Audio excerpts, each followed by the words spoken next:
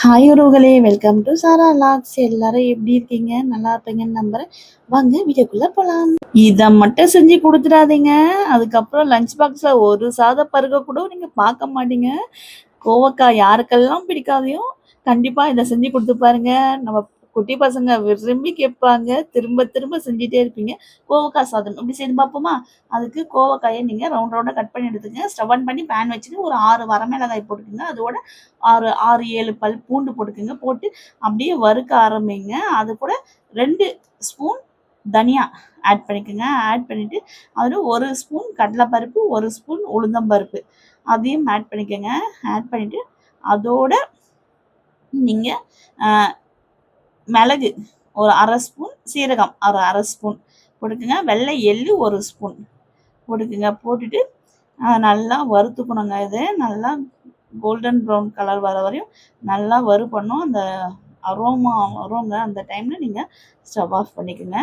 நல்லா வறுத்துக்குங்க. வறுத்துட்டு அதை ஒரு பக்கம் ஆற விட்டுருவோம், இருக்கட்டும். இப்போது நம்ம இன்னொரு பேன் வச்சுட்டு ஆயில் ஊற்றிக்கோங்க. ஆயில் ஊற்றிட்டு இப்போ ரவுண்ட் ரவுண்டாக கட் பண்ணல கோவக்காய் அதை எடுத்து போட்டுக்குங்க. போட்டுட்டு நல்லா இந்த எண்ணெயில் நம்ம அதை வதக்கணுங்க. கோவக்காய் இந்த வதக்க சொல்லி இது வெந்துடுங்க. இதுலேயே நல்லா வதக்குங்க. இந்த கலரே மாறிடும். கோவக்காய் கலர் லைட்டாக கோல்டன் ப்ரௌன் கலர் வரும். அது வரையும் நீங்கள் நல்லா வதக்குங்க. அதுக்குள்ளேயே நம்ம இந்த வதக்கணும்ல அந்த மசாலாவை அரைச்சிக்கலாம். மிக்ஸி ஜாரில் போட்டு மிக்சியில் நல்லா பவுடர் பதத்துக்கு அரைச்சி எடுத்துக்கலாங்க. பாருங்கள் கலர்ஃபுல்லாக இருக்குது பாருங்கள். மணமாக இருக்குங்க இந்த மசாலா. இப்போது பாருங்கள் நல்லா கோல்டன் ப்ரௌன் கலர் வந்துச்சா கோவக்காய். இப்போ இதை நம்ம அப்படியே எடுத்து ஒரு பிளேட்டில் மாற்றிக்கலாங்க. எடுத்து எல்லாத்தையும் பிளேட்டில் பார்த்தீங்கன்னா அதே பேனில் கொஞ்சமாக ஆயில் சேர்த்துக்கிறேன்.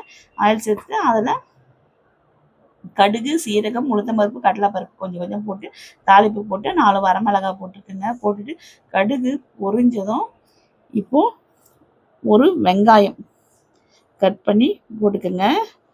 போட்டுட்டு அது கூட கறிவேப்பிலை கொஞ்சம் போட்டு நல்லா வதக்குங்க. இந்த வெங்காயம் வந்து லைட்டாக கோல்டன் ப்ரௌன் கலர் வரணும்.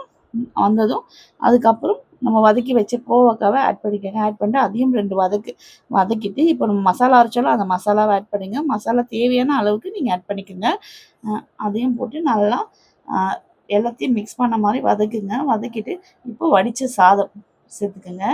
சாதத்தை சேர்த்துட்டு அது கூட அப்படியே லைட்டாக மிக்ஸ் பண்ணுங்கள். மிக்ஸ் பண்ணி இப்போ தேவையான அளவுக்கு நீங்கள் உப்பும் ஆட் பண்ணிக்கணும். இதில் ஆட் பண்ணிவிட்டு நல்லா மிக்ஸ் பண்ணிக்கோங்க. ஸ்டவ் ஆஃப் பண்ணிவிடுங்க. ஆஃப் பண்ணிவிட்டு நல்லா மிக்ஸ் பண்ணிவிட்டு கொத்தமல்லி இலை கொஞ்சம் போட்டுக்குங்க. போட்டுட்டு நீங்கள் லஞ்ச் பாக்ஸ்க்கு கொடுத்து தான் பாருங்களேன்.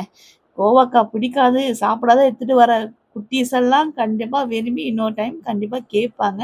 கண்டிப்பாக ட்ரை பண்ணி பாருங்கள். டேஸ்ட்டு அல்டிமேட்டாக இருக்குங்க. இந்த வீடியோ பிடிச்சிருந்தா லைக் பண்ணுங்கள், கமெண்ட் பண்ணுங்கள், சப்ஸ்கிரைப் பண்ணுங்கள், சப்போர்ட் பண்ணுங்கள். வீடியோவை ஸ்கிப் பண்ணாத பாருங்கள். தேங்க்யூ.